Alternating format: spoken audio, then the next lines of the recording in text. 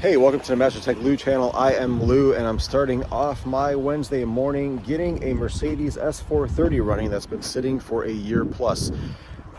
This thing is in rough shape, man. Battery is stone dead. I had to use the key to pop the trunk, no big deal. Replaced the battery. Customer had it towed here and was told by their mechanic that all it needed was a code for the ignition switch to unlock the car and get it to run.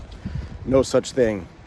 They were very adamant about it, and it's very upsetting because people tend to want to hear what they want to hear, and they don't want to take advice from the dealership, right? So the first thing I did was I put a battery in it. I had power to the car now, but I had no lock and unlock, and when I put the key in the ignition switch, nothing happened. So on the S-classes, there's two fuses for the ignition switch, depending on the year. So up to 8 of 02 production date, the fuse is, let me show you, the fuse is part of this pre-fuse box. So this is the battery cable from the battery, and it will look different on the earlier ones. This is a later one. So the fuse is in here. So basically the battery power comes in here, and every terminal on here has to have battery power. If it does not, there's a fuse inside here that's blown, and you have to replace this plate. Or if you're skilled enough to replace the fuse inside, there's specific fuses for that. However, on this model, when it's made in September of 02 forward, meaning September of 02 to 2006, the ignition switch fuse is right here. And that fuse was blown.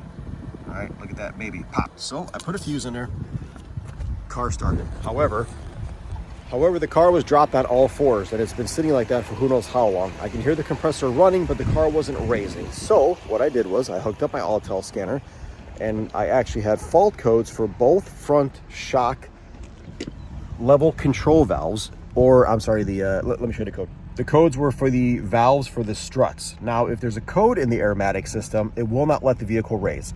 If you watched my aromatic diagnosis video, I explained that in there, that a fault code, sorry for the tinted glasses, it's sunny out, these are prescription. If there's a fault code, the car will not raise as it should because there's a problem with the aromatic system. So in order to get the car to raise, what I did was, sunny out, I hooked up the Autel, and I'm not in calibration mode. Do not go to calibration mode. But what I am is in my activations where I move toward calibrated level automatically. So what that's doing is it's bypassing any failures in the suspension, and I'm raising the car to its programmed state. And that's what it's trying to work on right now. And I got the front raised up. I think it's trying to raise the rear. The front looks good. I think it's trying to raise the rear. I don't see the level sensor changing. However, I have my foot on the ground and my calf laying against the side here, and I could kind of feel a little bit of rocking, so there may be a leak back there. I'd have to use a measuring tape to watch it actually raise, but I'm watching the value here. Oh, it's still working on the front. It's still working on the front. It does it in short spurts. I hear the compressor kick on. Brrr, stop. Brrr, stop. And let me show you the value. Screen, I'm just watching the values. This won't mean anything to me. I'm just watching it do its thing. I'm just waiting for the rear to actually show up. So essentially, we got this baby running, and by we I mean me. And it's nothing special, just a blown ignition switch fuse. But I'm waiting to see if the rear is going to come up. Looks like it's up a little bit. It may be moving, even though the level sensor is not changing. The level sensor may have broken. So I got the front up. The front looks good. Well, actually, it's kind of high. I'm not sure I like that. Might have to stop that. If the level arms are broken, they'll keep raising until it blows a bag if it's not responding.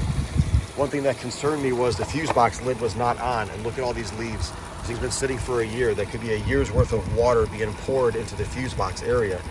So I pulled a couple of relays out of fuses. I see no corrosion. I'm worried that it might be under the carpet, but the next step after getting this thing running and getting the level up is I got my tank here to put air in the tires. And once I got air in the tires, I will run a scan and see what fault codes I have and see what the customer wants to do from there. But in short, I was able to revive this car from the dead. I would have recorded me doing this stuff, but it's cold out here on this Wednesday morning. and I didn't realize how fast this diagnosis would have been.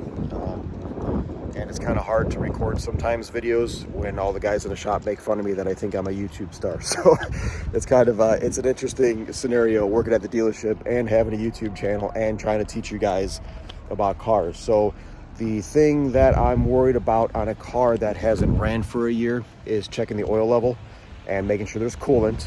And then when you start it, only let it run a few minutes, right? Looking at the engine running, make sure the belt, everything's turning, everything's seizing. That crank pulley is crazy, it's wobbling. But you got to be very careful when you start a car after it's been sitting for a long time, because you may actually cause more damage if the engine's not lubricated, there's no oil in there. You don't know what happened to it while it's been sitting, you know. So I wanted to share this little adventure. I'm going to run some codes when I get this thing level and get it driving into the shop. The brakes are rusted. The brakes are so rusted.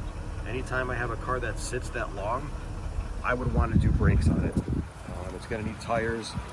It's been sitting on deflated tires for so long, those tires are no longer good. So this thing is going to need some love. The bumper's ripped off because the suspension was dropped with the tow truck driver. Awesome. I don't know this. I'm not saying they did. I wasn't here when they dropped it, but it's not too bad of a car. A little bit of cosmetic flaws. The inside's pretty nice, but we'll have to see what the customer wants to do with this one. Well, what do you think? Got the baby running. I got 30 pounds of air in the tires. The one thing that concerns me is the brake pedal seeps when I press on it. I'm worried there's a brake line that's busted. But if calipers are seized and they're sticking out and the rust on the pads kind of pushes the pistons back in, it might take a bit before the brakes kind of feel sturdy again. I'm about to take a maiden voyage into the shop so I can hook up my actual Zentree scanner. I only use the Autel because it's a little bit more compact to bring out here than dragging the Zentree and all the wiring and stuff. But so far, man, I love scenarios like these because I get to revive a car, right? Like it's comes in here DOA, dead on arrival, and I get to bring it back to life. Hopefully the customer appreciates that and enjoys it. But I'm also worried about what other things are hiding in there and how much more cost is going to be incurred just to keep this thing or get it up to snuff, you know. So don't let your Benz sit, guys. Don't let them sit in the grass. Don't let them sit in the dirt and mud and all that stuff. You gotta, if they are sitting, get into the shop as soon as possible or get rid of the car, because by the time you want to get it up and running, the amount of money and time it's going to take to do that, it's going to exceed the value of the car. You know, these things you can buy all day long, 5-6 grand on any for sale site, but in order to get it running and up to speed, it may cost you 5 or 6 grand. You know, so it all depends on how much you love the car. So I'm gonna get in the shop and see what we're working with. I'm trying to get it going. The brakes are rusted shut, and by shut I mean stuck. The brakes are stuck. These are binding really bad. I mean, I'm gonna want to change them anyways. Even if the customer doesn't want to take it to their mechanic, that's fine, as long as I can tell them what they need done. They should be fine with that. But man, these brakes are rough. I wouldn't even be surprised if one of my rear wheels is locked up and I'm dragging it, but got to get it in the shop, run a scan, might run it through the car wash just to get it going. The brakes stop, but being a dealer tech is nice. We have all the information and equipment at our disposal. The downside is we are expensive for a car this old. You know, but I've been working on these things for 20 years, so we're the guys you want to take it to. And here's the shop. Let me get it up on the rack. All right, so it's in the shop. I put it up in the air to check the underneath, and if you remember in my aromatic video, I talk about the R-knot struts. There's a problem with the struts. I raised it up in the air, and when I put it back down, now the strut is mechanically extended. Letting air out's not going to help. It's a bad strut from, I believe it's R-knot or a non-Mercedes manufacturer. And it's a new strut because it's silver shiny, and they just put the strut in because the parts are still taken apart.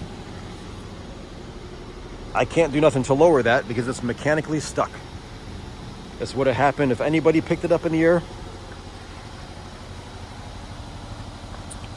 So there's nothing I can do about that. They're gonna need new struts. And when I picked it up and put it back down, the front dropped, indicating the front are leaking. So essentially they need 4 new struts.